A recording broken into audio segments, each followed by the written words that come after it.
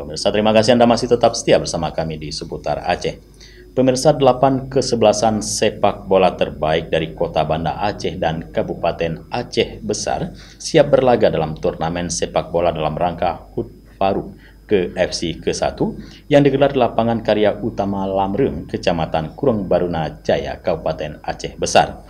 Turnamen ini resmi dimulai pada Senin 26 Februari 2024 hingga Sabtu mendatang dengan pertandingan-pertandingan yang akan mempertemukan kesebelasan pemain terbaik.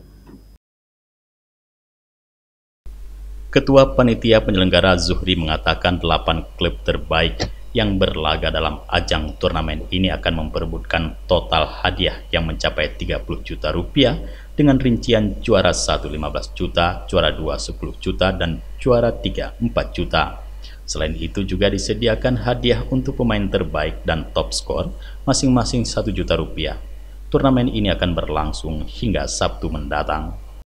Trofi total semua 30 juta.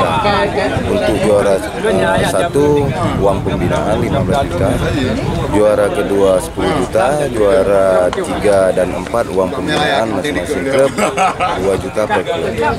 Jadi kami juga mengadakan hadiah untuk pemain terbaik dan top skor. Pemain terbaik 1 juta, top skor 1 juta.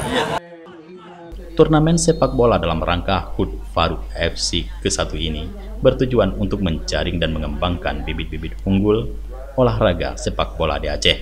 Diharapkan turnamen ini akan menjadi ajang membangkitkan semangat kompetensi sekaligus menjunjung tinggi sportivitas para pemain sepak bola Aceh.